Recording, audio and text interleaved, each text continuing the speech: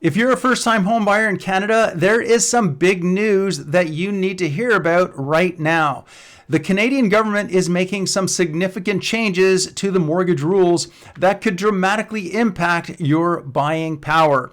So think lower down payments, longer amortization periods, and higher caps on mortgage insurance. So sounds good, right? But hang on a second, because there's a lot more to this story. Finance Minister Freeland just announced a plan to extend mortgage amortizations up to 30 years for all first-time home buyers, even if you have less than 20% down. On top of that, they're raising the mortgage insurance cap from $1 million to $1.5 million. So what does all this mean to you? And more importantly, what could it mean for the housing market overall? Well, stick around, because in this video, I'm going to break down exactly what these changes are, how they could affect your buying power, and what potential risks you need to be aware of before you make any decisions. All right, so let's dive into the first big change. The Canadian government has just announced that first-time homebuyers who have less than 20% down can now extend their mortgage amortization up to 30 years. Now, previously, if you wanted to put down less than 20%, your maximum amortization was capped at 25 years. So why does this matter? Well, this change could really boost your buying power if you are a first-time home buyer. So why does this happen? Well, it's simple really. When you spread your payments out over a longer period, like 30 years instead of 25 years, your monthly payments are going to be lower. And that means that the bank is willing to lend you more money for your mortgage, letting you afford a more expensive home. Now, before you get too excited, remember that these changes are not set to kick in until December the 15th. So if you're thinking about buying, it might be worth planning to buy around this date.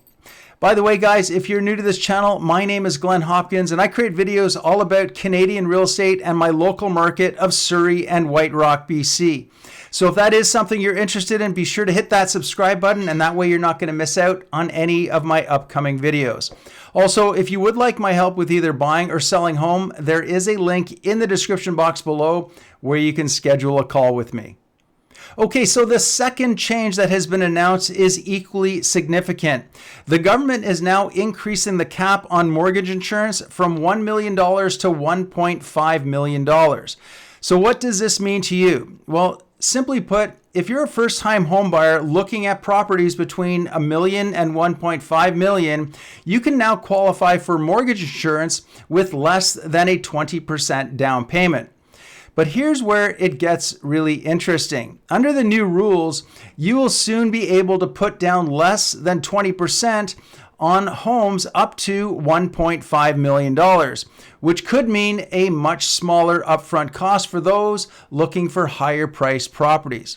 Now, before we move on to the next point, let's consider what this actually does to your buying power. It's not just about getting into the market, it's also about understanding the long-term costs here. And that's where it gets really interesting, because with these changes, the Bank of Canada is also hinting at rate cuts that could make mortgages even more affordable in the near future. So not only will first-time home buyers have access to longer amortization periods and higher mortgage insurance caps, but they might also benefit from lower interest rates. But let's get real here, because there are going to be some additional risks.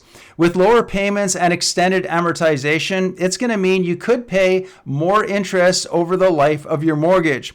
And if home prices drop, those with minimal equity could find themselves underwater, owing more than their home is actually worth. And this, by the way, is why the original 30-year option was phased out in the first place. Now, I'm going to reveal what the biggest risk factor is in just a minute, but first, let's talk about what all this means for the current real estate market and the market dynamics. Starting with the potential downsides. The truth is, while these new rules give first-time homebuyers more access and flexibility, they also are going to introduce some serious risks. And one of the biggest concerns is that these changes could fuel another wave of FOMO, or fear of missing out, in the real estate market. And if that happens, we could potentially see a surge in bidding wars, which would drive up prices even higher. And there's also the risk for buyers who choose a 30-year amortization. Yes, of course, sure, the mortgage payments might be lower, but that also means you're going to end up paying much more in interest over the life of your mortgage and build equity much slower. So as an example, if you were to look at a $750,000 home, if you chose a 25-year amortization, after 5 years, you would still owe around $616,000 on that home. But if you chose a 30-year amortization instead, well, after the same 5 years, you would owe closer to $639,000. That's a difference of $23,000 more that you would still owe just because you opted for a longer amortization period. So while the 30-year amortization can help you afford a more expensive home up front, it can also mean that you're going to be building equity more slowly and you're going to be taking on more risk if the market actually changes.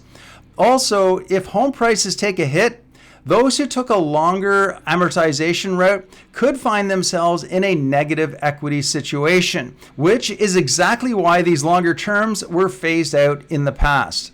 Now, you might be wondering, why is the government making these changes right now? Well, some experts would suggest that it's a move to attract younger buyers to stimulate the market.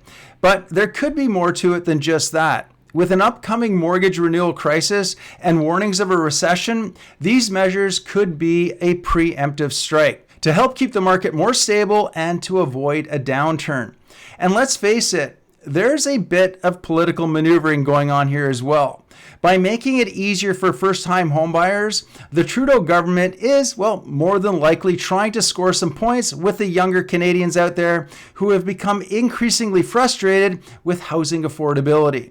Now, in just a second, I'm going to reveal with you the most critical thing you need to know before considering any of these new options. But before I do, let's take a look at one other factor. With all these changes, we could see some real shifts in the housing market. A longer amortization period and higher insurance cap could lead to more activity, especially in the $1 to $1.5 million range. And if rates are cut soon, as some expect, this could actually supercharge demand. But we need to remember that these rate cuts, they aren't happening in a vacuum. They're coming amidst a weakening economy and possibly a recession, or at least recession warning. So while there could be a short-term surge, the long-term impact is still very uncertain. So with all of this, what is the one thing that you need to keep in mind before jumping into the new mortgage rules? Well, it's the risk of getting caught up in all of the hype. Sure, more buying power sounds great, but remember, more leverage also means more risk, especially if the market turns.